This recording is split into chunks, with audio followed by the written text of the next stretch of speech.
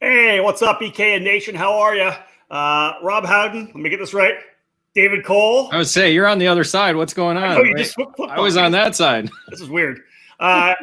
Welcome back. Another edition of Face2Face. It is Thursday, July the 2nd. We're in the second half of this ridiculously crazy and surreal year. I think we could all agree that everything surrounding the COVID-19 pandemic has kind of shook all of our foundations to a certain extent. Flattened the curve. Some areas now jumping back up a little bit. We're doing a good job up here in Canada. We're getting it almost knocked down to nothing, but a lot of areas, of course, throughout the U.S. back racing. There's a couple tracks I'm being told are going to maybe cancel a couple events again because numbers are getting a little bit high. Some of the group numbers are coming down again. David, it's definitely a fluid situation. I kind of hoped it would keep going down, but it's going back up a little bit. Fluid is the key word because we're not quite sure what's happening, and obviously different areas have different guidelines. Canada can go to Europe. That's one thing I did notice in the news the other day. You can fly into Europe. We can't. So that's good for you. You know, you don't have to be sorry about anything and just go on about your business. But yeah, certain situations are, who knows what, why things are happening. Again, there's so many different factors into this pandemic. It's very hard to tell. We know one thing for sure, always keep social distancing in mind, no matter where you are. I think that's one of the key aspects to this pandemic is people not taking just basic social distancing guidelines and utilizing them. And that's kind of, certain areas have kind of been, are now a hotbed.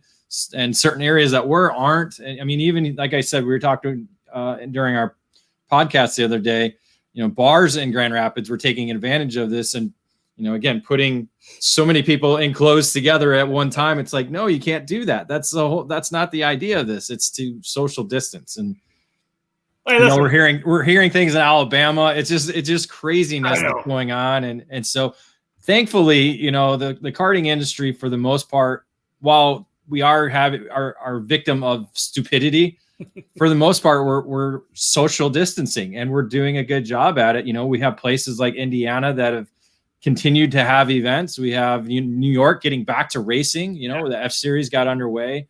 So it's just, it's different no matter where you are. And I get the civil liberties deal, right? Wear a mask, don't wear a mask. You can't make me wear a mask, whatever it may be. The bottom line is if you do wear a mask, you're taking care of yourself.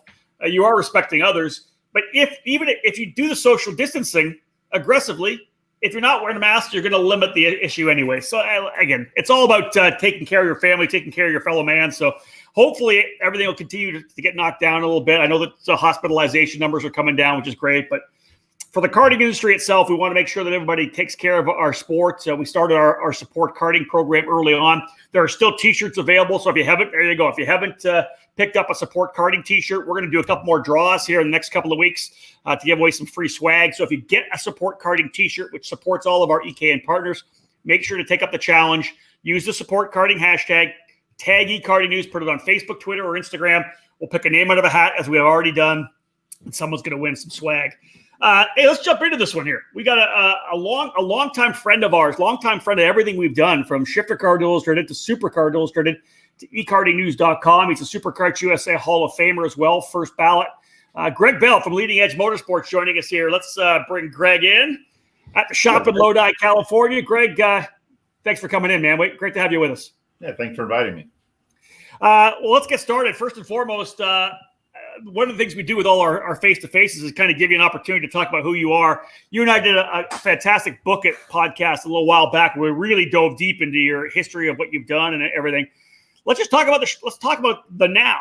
What is Leading Edge Motorsports? Where are you? It's a brick and mortar. Just give us an overview of what you guys are. We're a bricks and mortar store. Started it in 1996 or 7 to become something greater than a trailer operation. Because I felt it was necessary, and a lot of shops did that throughout the new millennium. I'm one of the guys that kind of hard-headed and don't want to go back to what makes the most sense in karting and get back into my trailer and truck only and not worry about the big overhead. But yeah, I hear you.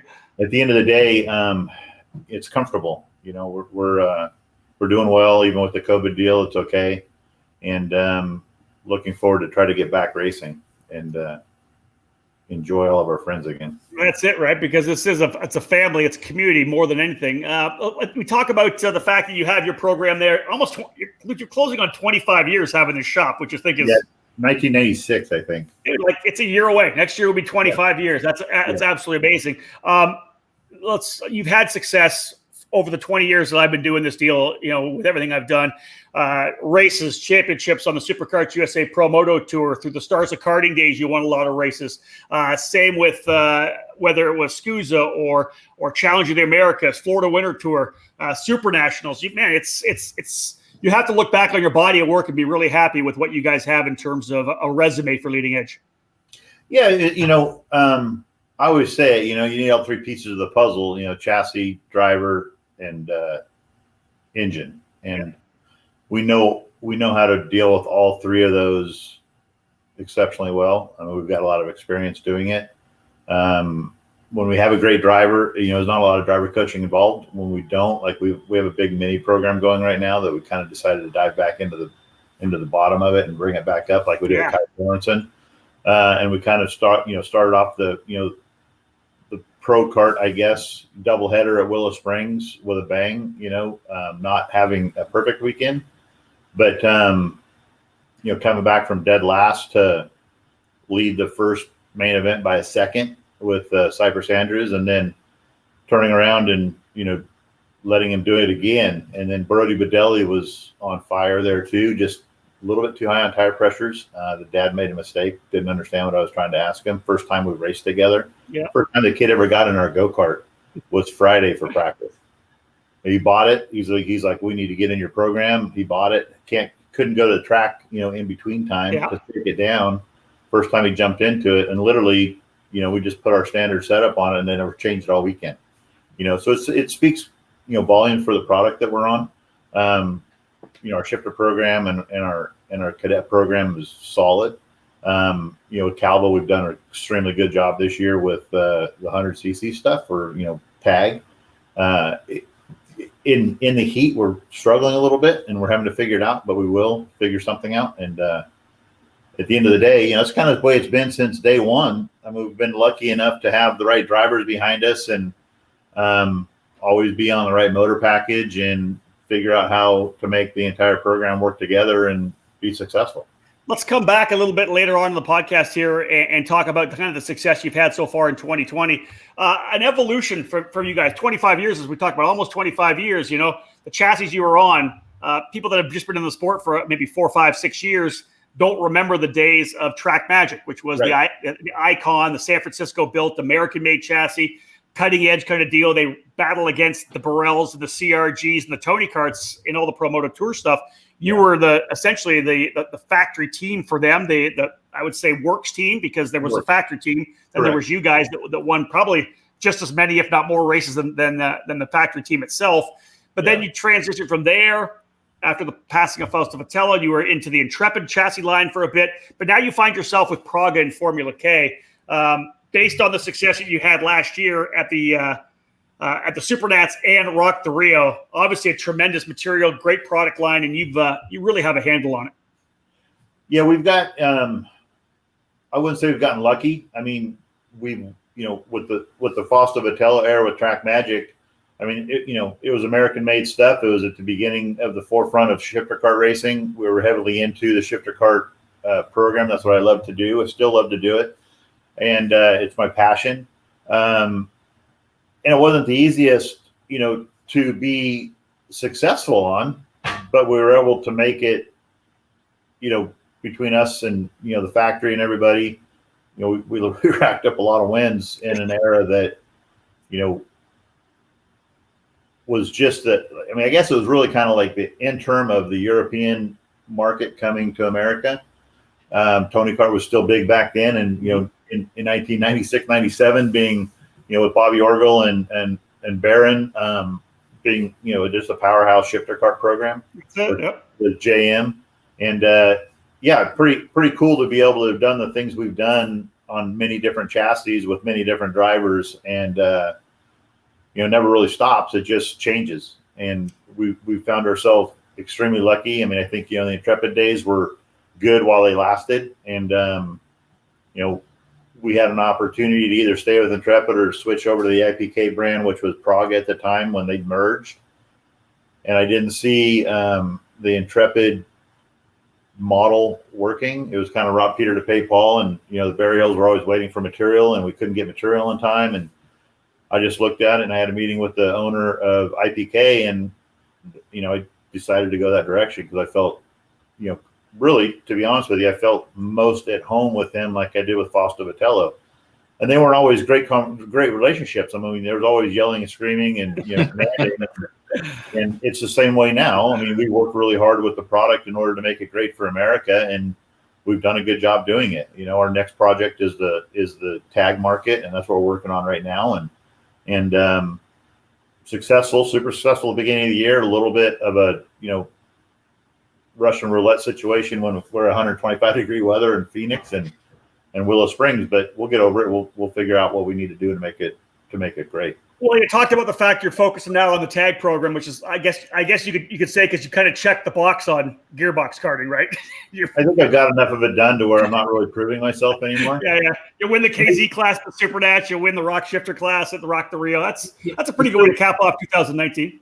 Yeah, and Danny Formel's a stud. I mean, he's an amazing talent. He works super, super hard when he's out of the go-kart. Doesn't get a lot of seat time, but he's always training, making it better. So, not to say anything against the program he is on now. I mean, I wish him luck and everything. With great friends, we're like family. But it kind of proves how he unloaded at the beginning of the year that the program he was on last year was probably just a little bit better because he worked hard at it, and that's just the bottom line. If you want to win, it takes three things: a lot of money, great talent, and horsepower.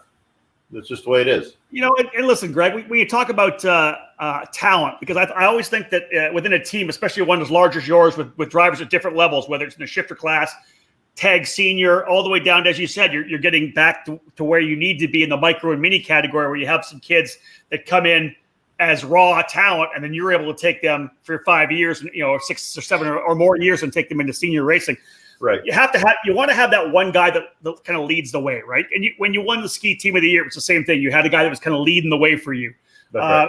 And the same thing, you had at one point, you grabbed Trevor McAllister early on. You guys won a lot of races in 2000 and 99 there, or in 2000 rather. But now you've got Oliver Calvo. And this guy, obviously an unbelievably raw talent, very good. We've watched him win races over the past. But the start of the season you guys had before the COVID-19 deal with the Challenge of the Americas races, you guys came in there and really laid a beating on people. Yeah, I mean, it was good. I mean, I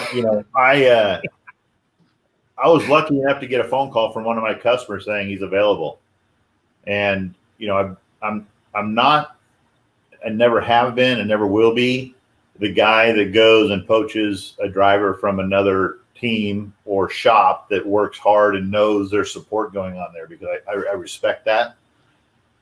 Not all shops and teams are that way, and it's unfortunate, but the ones that seem to stay in the industry for a long period of time, and the ones that haven't been don't seem to be here anymore. So I kind of, I'm proud of that, that we don't go ruffle feathers on other teams and owners, to create a black eye on our own program. Yeah. Yep. And so I got the call, and I'm like, man, let's see, because the kid's winning a lot of stuff, and I've watched him since he's in cadets, but he's always been with another team. Yeah. So yeah, I Facebooked him. I'm like, hey, would you like to have a meeting? Let's if you want to talk, let's talk. And his dad came by the shop, and we had a great meeting. And then Oliver came by, and super quiet kid, but what his potential in the go-kart is. And I think that together I'll be able to give him probably, voice in the industry to where he understands how to talk and be, Rob and I've been through a lot of racers and a lot of kids before. I remember Brett Falcon's first time we ever got on the bike. Yeah. Super talented kid, can come from the back to the front whenever in JICA, and we got on the mic. I think we're in New Jersey Motorsports Park when he did really well, and I mean, it was like talking to a rock. What do I do with my hands?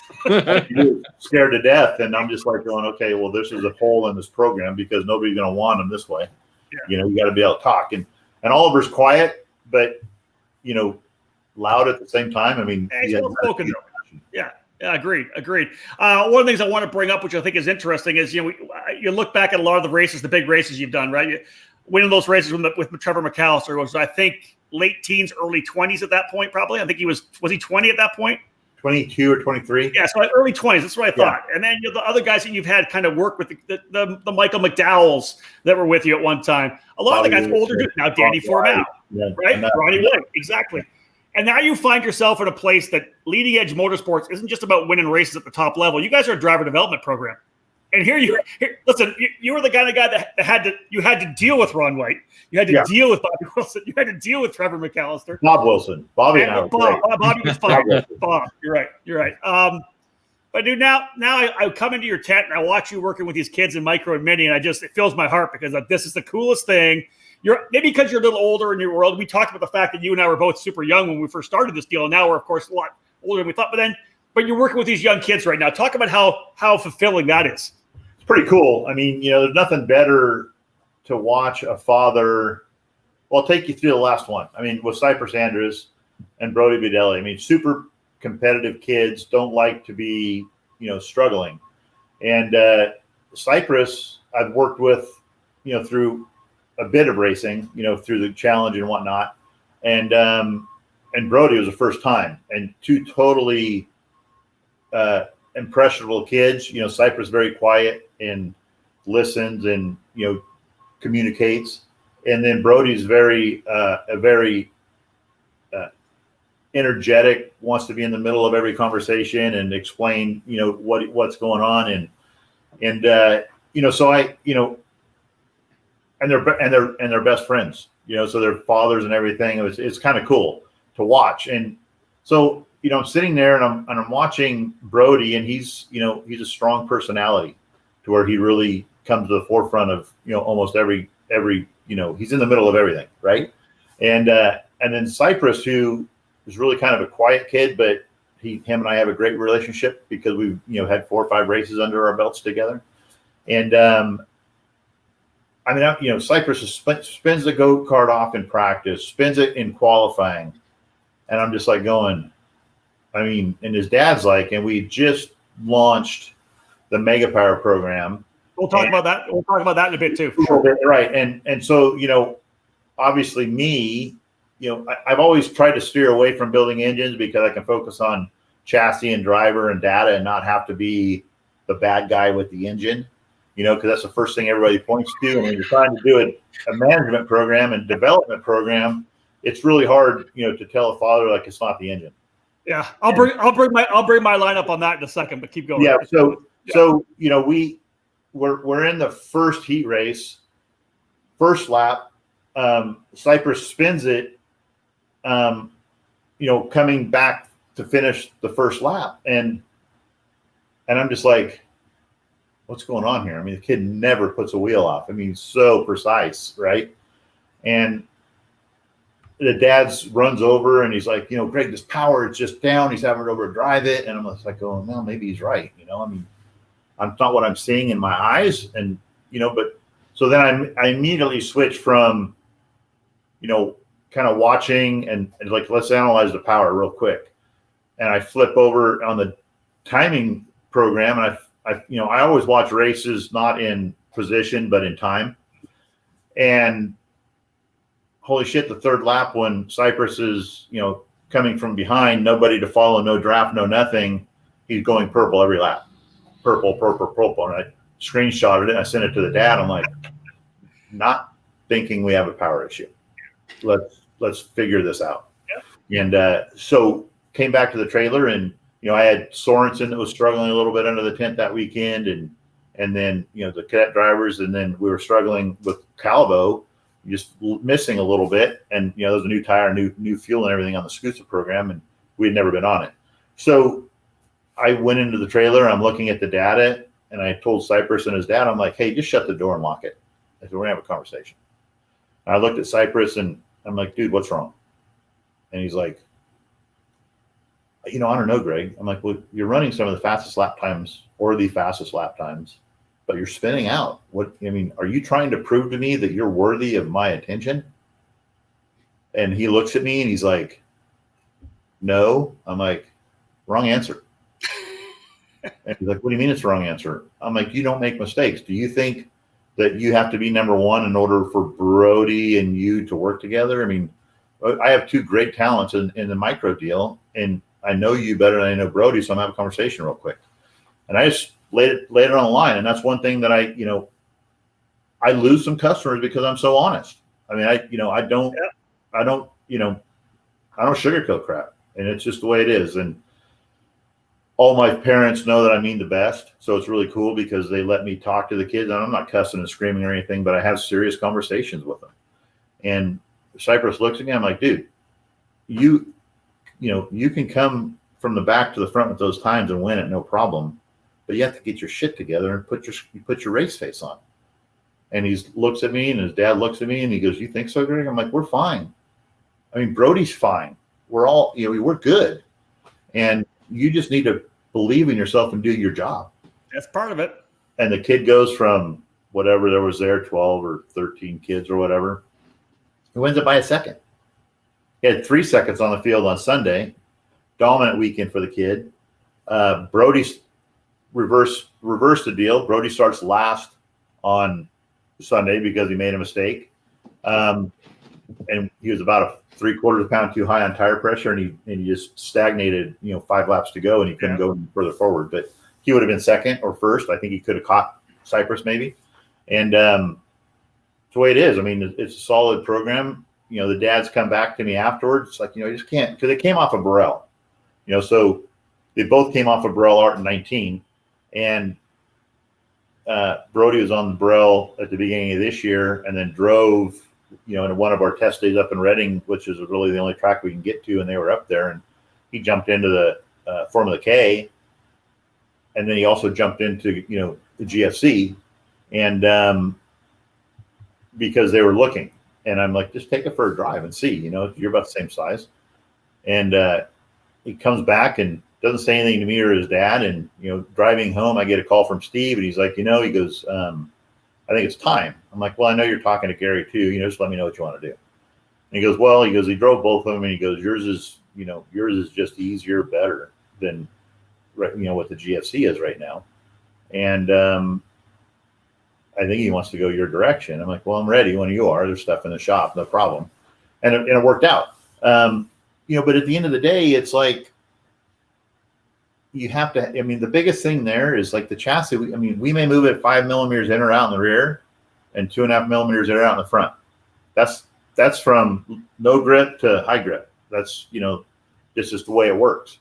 And it's been really, really good. So we're happy with it, When it comes down, Greg, to your program, it's when you get the kids at that age, right, in the micro mini category, they're so moldable, they're so pliable, because they're not filled with their own overconfidence or whatever it may be, or another system that they've got drilled into their head. Really, you're able to grab them and get them into the right direction, the way you want them to go.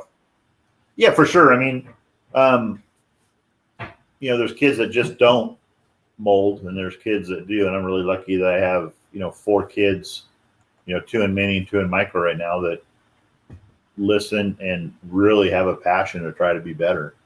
And, pretty cool. That's awesome. Now let's come in for others too. It's not like we only have 4 kids and that's it. I just I don't poach. So if anybody out there is interested in making a difference in your mini program, give me a call, because I'm not, even though you may be the best thing since sliced butter, I won't call you. Yeah. It's just my respect for others, So let's talk. You talk a little bit about the fact of getting into the engine building side of it, because back in the day of the Promoto Tour, you were building a pretty rock and roll 80cc engine back then in the day. I remember some 125s. Now I will bring this thing up, and this is where I understand what you're talking about when it talks. It's not conflict of interest, but it's being on both sides of it, because at any time let's look at the pro guys. Driver always says the cart's got no power. Correct. The engine builder always says that the guy who's tuning it's lugging the chassis down, it's lugging the engine down. Yeah. Right. Yeah. And the tuner says that the driver isn't driving the cart the way he should based on the way that the chassis set up. That's not it. Nailed it. That's a vicious circle. Now, so you're back in the engine game, which I think is great for you. You and I have talked about this many times. I wonder why you hadn't yet. Talk about the new program, Mega Power. You're getting back to building engines, dude. You have the talent to do it, right? And as a shop owner, I'm surprised that you haven't gone and done it, but now you are Mega Engines. I like that. So I've done it. I mean, George Russell, when he came over here to run, junior MY09 or junior tag or whatever, he was on our power, and just a phenomenal talent, and he took it to the front. And we've done a lot of tag building. We're heavily into it, through the shop. The landscape's changed. I mean, it's just I've had really good relationships with great engine builders throughout the years, and it's my program at Leading Edge Motorsports. I mean, we have the ability to build your engine stuff, and a good example, with Brody, he was on P1 at Willow Springs, and obviously he saw what Cypress did, and it's like like you say, it's always engine. But looking at the data, the P1 stuff was good too. It wasn't like it was better or whatever. But what happens is in my opinion, when you have your in-house engine program or you manage an external program, you have a better chance of overall success. So when we won the championship with Arias Duke Majan in 2018 in junior X30 junior, we predominantly we used Wiltshire. And the cool thing with Daniel is he gave us engines. I took the carburetors and set them up the way I wanted to set them, and he was okay with it. He knows what I was doing, but he wasn't like, Greg, that's wrong. He let me do what I wanted to do, and it created a difference. And and we had good stuff already to start with. So as long as the platform's good, when you go into it and you can tune it, it's great. The whole deal on the Mega Power deal was this industry is getting harder and harder and harder to make money. And if you're not into every sector of it and profitable in every sector, especially the bricks and mortar store, it's very difficult to survive anymore. And I started looking at, what we spent in rentals and everything else. And I'm like, man, it's not rocket science what we do. Yes, there's some critical components to putting these stock engines back together that make a huge difference. One of them's honing technology, how you hone the cylinder, what you do with the cylinder before you hone it is huge. Crank trueness is the heart of the engine, freeing up the whole program. And I get cranks, from customers out of customer engine stuff from many builders. And it always shocks me how,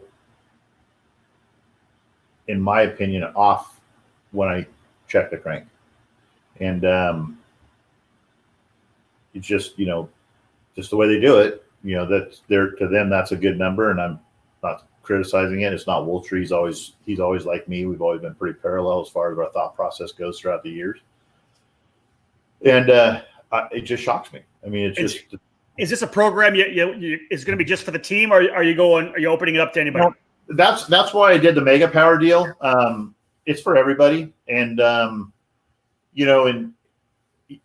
look at some of the, great engine builders in the industry, Doug Fleming, and, he's 65, 70 years old, and he still can do what he loves to do. At 50, I call myself 52. My date says 54. I mean, whatever. But I'm starting to think about the future, and it's like, it's hard to run a race team. It's really, really hard. That makes total sense. I understand. Without staffing it. So, it's kind of you look at successful race teams, and, Ralston, I respect the hell out of him because he's got such a big operation and a big expense and a big investment. But we were in Phoenix at the night race for Rock, and I'm watching his program operate, and he brings all of the mechanics, or at least the majority of the mechanics, in a day or two early, right? So there's a day of setup, then there's a day of prep, and then we go racing, and then all those mechanics again. Let's just say it's 10. Let's say maybe 10 or 12 mechanics. Well, if they're all making $300 to $500 a day, that's between $3,000 and $5,000 to set your tent up, and that's between $3,000 and $5,000 to take your tent down.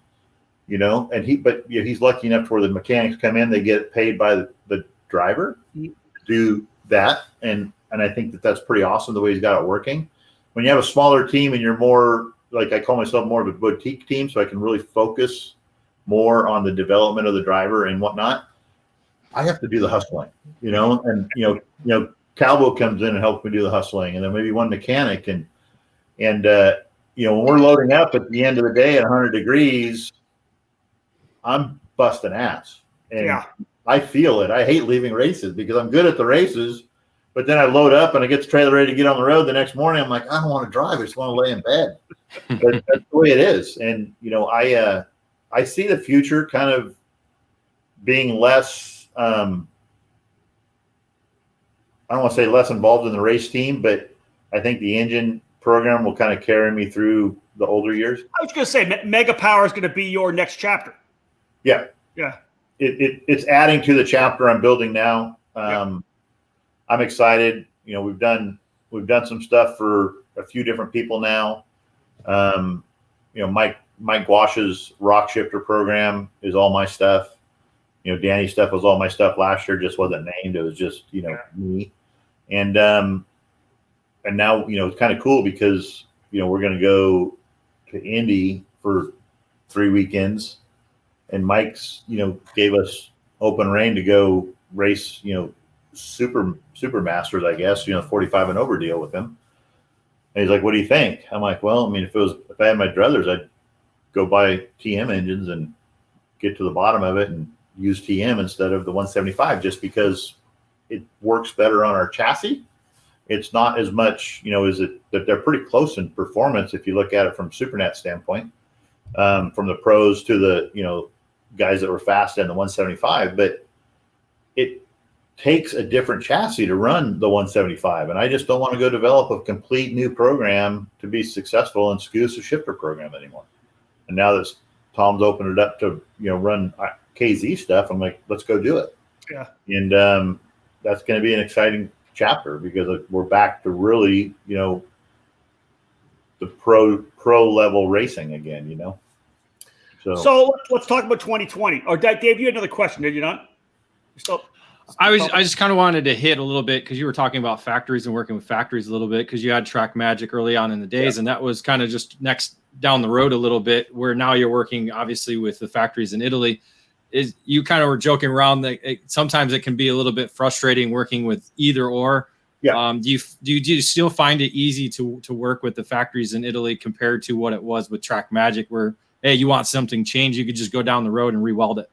Yeah, so I'm lucky. I mean, I'm one of probably very few teams in America that have an open relationship with the factory. If I email, the engineer and Peter, the tech, the owner, and say, hey, this is what I need. This is what I think will do it. I want your input. Let me, how do you think we can achieve this? And they'll whip something up for me and send it out. So, and it's not really on my dime on the development stuff. I get a certain leeway to do that. I mean, it's not all the time.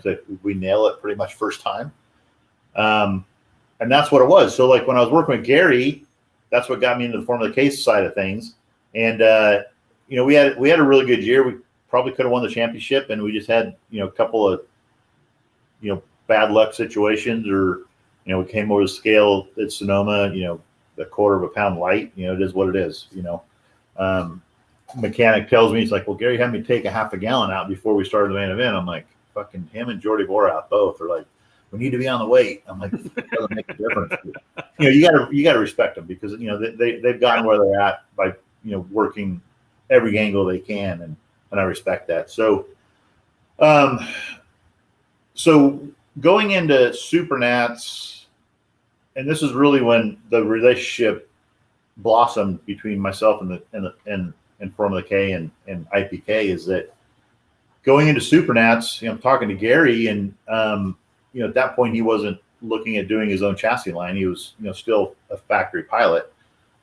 And I said, man, just with what we need to achieve, I would think that we could make changes for America and it'd be better. And Gary's like, Greg, he goes, I would agree with you, but for some reason they don't.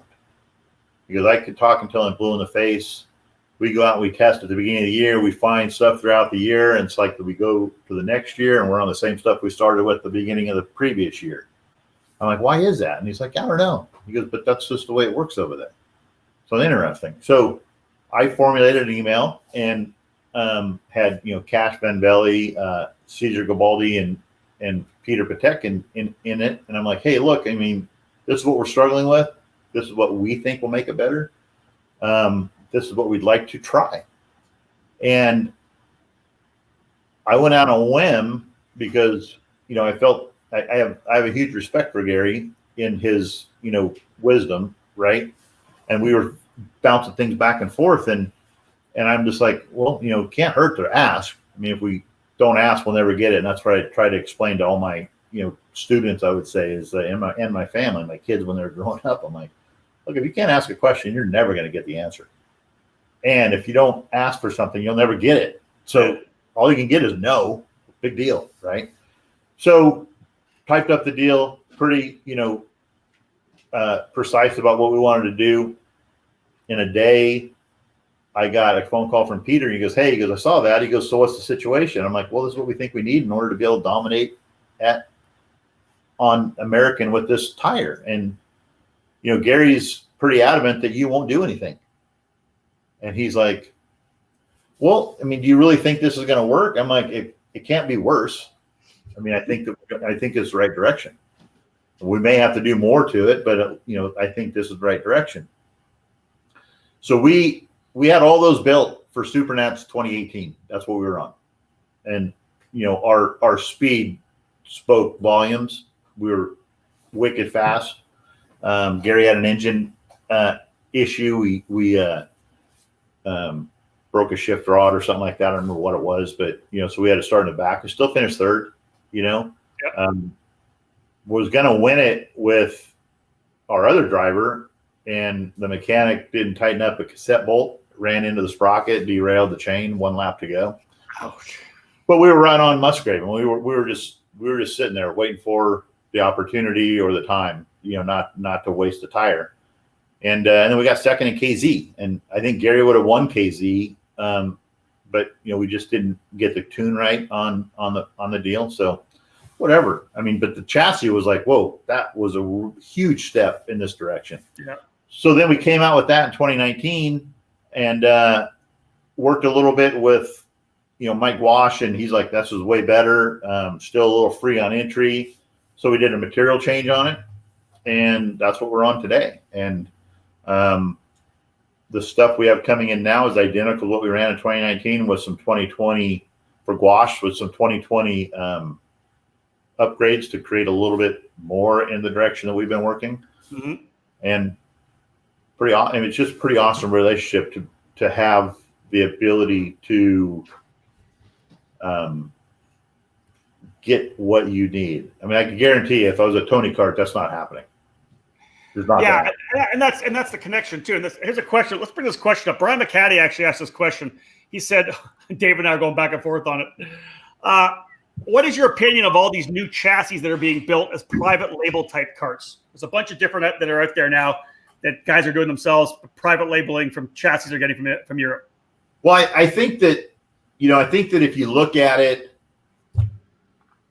strictly from a business perspective, I think for Gary, he's trying to build something that he had passion for, and I think he's helped Tibby Kart tremendously get their program where it is today, because that's the factory he uses.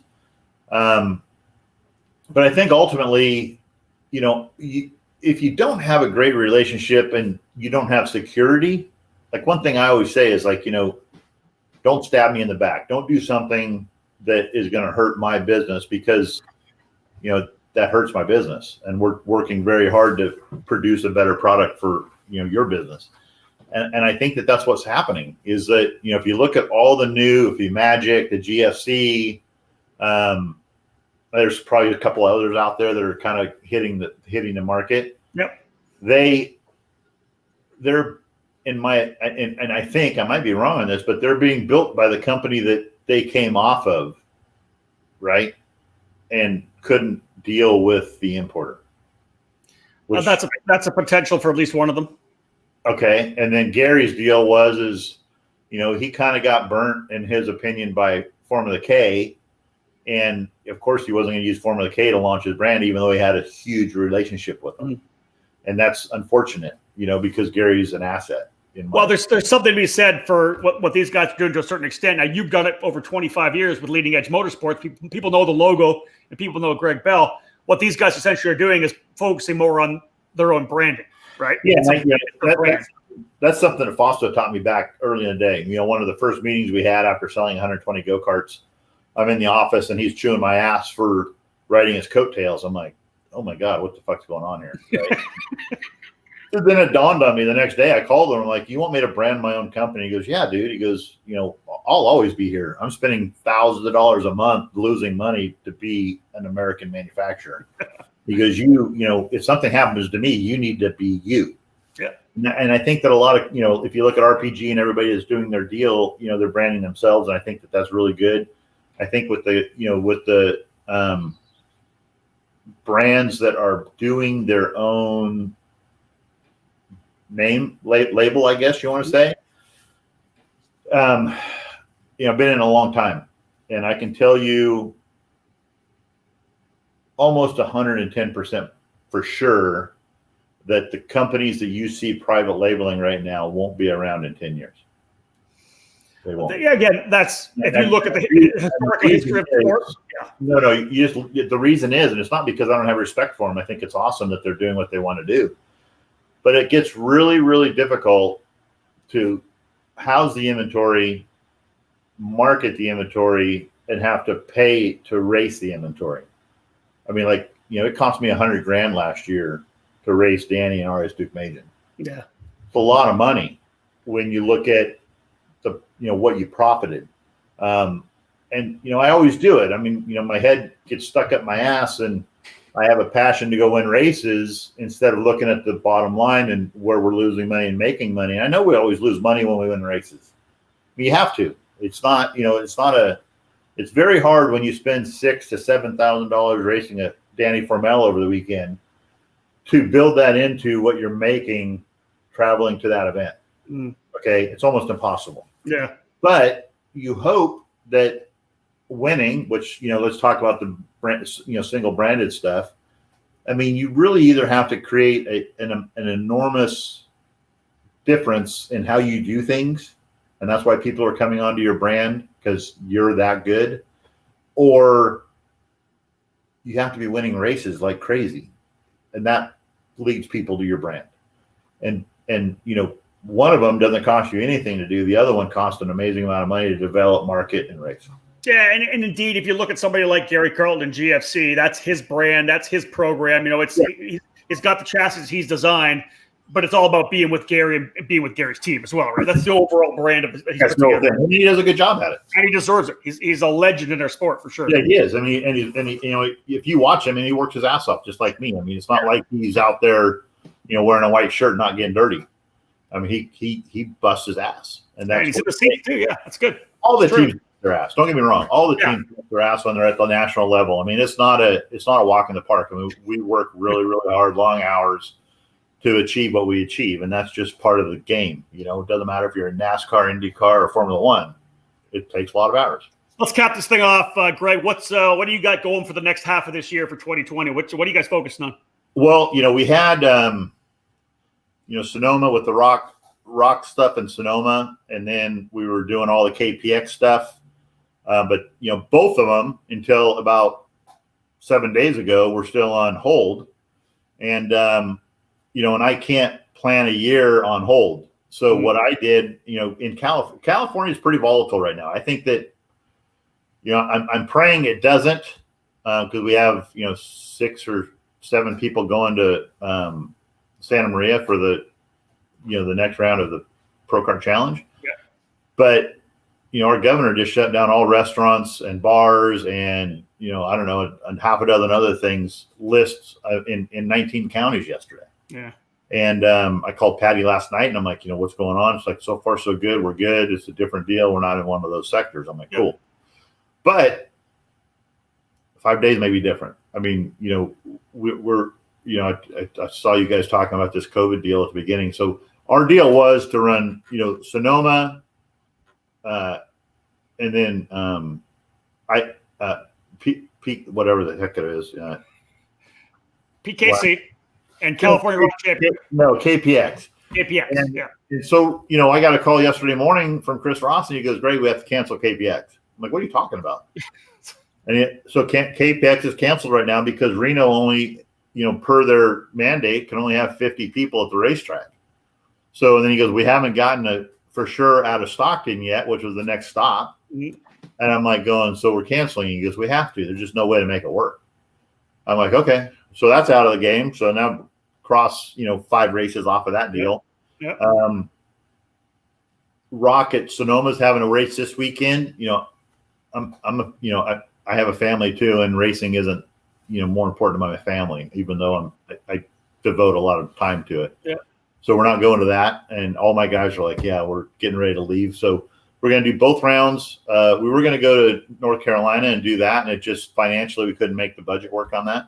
Mm-hmm. More people are interested in doing, running for a national championship at Indiana. Yep. So we'll do those 6 rounds with, I think the first, kind of an odd deal. We had first weekend, we have, I think, like 9 drivers under the tent. And the second weekend, we have 3. So, we can't do both weekends. But, it's a combined price. So it's like, hey, if you want to stay and do the second weekend, you already paid for it. It's here. But that's what we're doing. And honestly, I don't know. I'm praying that, Vegas happens both races. But honestly, guys, I don't know. I mean, I think California is probably one of the strictest states right now with what they're, shutting down and why they're shutting it down. I have a good customer that is the surgeon, chief of surgery at Lodi Memorial, which is the big hospital here in Lodi. And they have a COVID, floor that has 158 or 88 beds. I can't remember what he said. And throughout the beginning of this thing to about a week ago, we talk. And I'm like, "So how's the increase? How's it going?" He goes, "We got 1 or 2 people in the floor, right? Pretty empty." Well, I called him on Monday. I'm like, I hear there's big rise, but I'm looking at worldometer.com and trying to figure out where this rise is at, what part of California. He goes, "Great, we have 108 COVID patients right now." Wow. In Lodi. Okay. And I know there's a lot of different opinions and everything else on this whole, wear a mask, don't wear a mask. And, I had to wear a mask in my previous trade, auto body and paint. And, they talk about this N95 mask being the cat's meow, right? But if you really think about it, I had the mindset too. Well, if you're wearing your mask, I'm okay too, and you're okay for me because you're wearing a mask. And my approach on that is whether I'm, going in to get service done or whatever else, I just ask the other people, and it's like, hey, what makes you comfortable? I have a mask on my desk. I have a mask in my car. I mean, and 90% of it's like, do whatever you want to do. It's okay. But there's that 10% that is like pretty sensitive to it, I guess you want to say. And so if you start reading, what these masks, the N95 mask is the most successful mask of blocking things from yourself, but you're not protecting anybody with it on. I mean, it's direct exit of air and spit and whatever, because it's got a valve to exhale. Right. And you start looking at that and thinking about it. And, one of my nurse friends, she was like, "Well, I have to wear an N95 and the next one, which is, the nursing mask. And it, it wasn't really making sense to me why she was doing it, but now I get it, it's the only way to protect everybody. Yeah, that's it. And it's just screwed up. And I think that, we just had one of the biggest, nicest restaurants. They just closed yesterday, 18-year-old company. Wow. Closed, and they have it's the big corner downtown Lodi. It's a super nice place, and went there many, many times for special occasions. Had a nice bar, and I'm just like going, that's gonna. I mean, now that restaurants and stuff are closed again, that's a reality right now. It is. It's the change, right? We talked about how fluid it is. Things are changing. Yeah, it's scary. I mean, I think I'm fortunate enough to we're in lockdown mode. Our front doors aren't open. We're doing what we can, racing, and what we can over the phone. My wife, Molly, she's got really bad asthma. And, so obviously she's, critical for catching it and no doubt hurting her. So we're very, very careful about everything we do. And I just, I pray for everybody, because I don't think everybody's going to come out of this thing unscathed. Yeah, I really hope that we don't see anything hit into our community. Like we said at the start, right? The great thing about racing is we're able to social distance at the track, and all these podcasts we've been doing, we've been reiterating to people, when you are there, take it super seriously. Let's take it to the next level. Let's make sure that you got the masks on, whatever it may be. Social distance at the track. If we take care of each other, I think we'll get through it fine. Very interesting you say that. So when we were at Willow Springs, that was kind of the first race back, right? Besides a couple of test days. And I made it very clear to everybody. I mean, my stance on the COVID-19 deal is that, unfortunately, it's kind of like Russian roulette. I mean, you're going to have to catch it and deal with it for the 2 weeks in order to be safe from it in the future.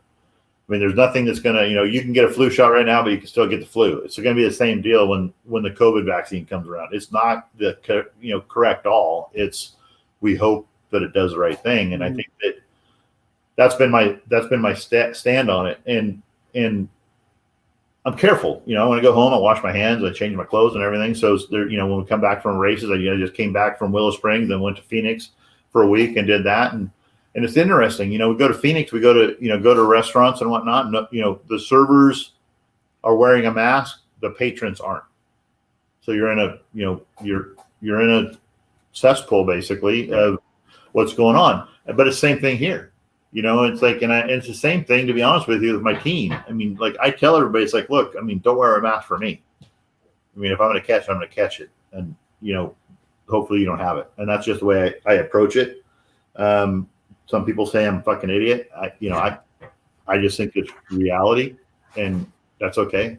We have to do what we individually have to do. But if you're afraid of it, I feel sorry for you, because it's a serious situation that you're not going to get away from. Yeah, and again, like I said, let's hope that we can. You guys get at least down there can reflatten the curve again in certain areas. I know some areas are good, some are struggling. Let's get the thing reflattened and get back to work. Hopefully, 2021 will be pressing the reset button. You won't. I mean, it's here for life. It's like AIDS. I mean, it is what it is. It got released. Unfortunately, I don't want to be a negative person about the deal, Rob. But at the end of the day, yeah, I'm also not adept on it enough to discuss it. I think Canada is pretty serious about it, because they're on the midst of closing the border down between Canada and America. Well, it's already closed down. I can come to the States, but you guys can't come up here. Okay, so when did that happen? 3 months ago. March. Okay, yeah, it happened in March. Yeah, I didn't realize that, but we keep knocking it down. Yeah, I just read an article on it. I was like, wow, okay. Yeah, we have less than, I want to say we had less than 300 cases in all of Canada each day, last couple of days. We've been Ontario's been below 200 for the last week, kind of a thing. Good. So, and that's what we were before we reopened. And I think it's a reality that, unfortunately, when we get stirring, it's going to populate it again. Well, I hope I'm wrong. Trust me, I hope I'm wrong and it disappears. But, if you plan on, I hope so, you're probably not going to be successful. That's true. It's it's part of the reality of 2020, that's for sure. But listen, I'm glad that you're going to be able to get back to the racetrack. You guys are going to the SKUSA Summer Nats. That'll be a couple of weeks. That's going to be a solid one as well. Let's see what happens in Las Vegas in November. Are you going to go into the Indy? Yeah, we'll be there. We'll be there for Super Nationals. So now, once you come into the United States and you go back to home, do you have to quarantine for 14 days? I would have to quarantine for 2 weeks, but I'm not planning on going back till probably the end of October. Interesting. I have 11 straight weekends to do after the Battle at the Brickyard. Yeah, that's interesting. I mean, we're lucky in America when we go state to state.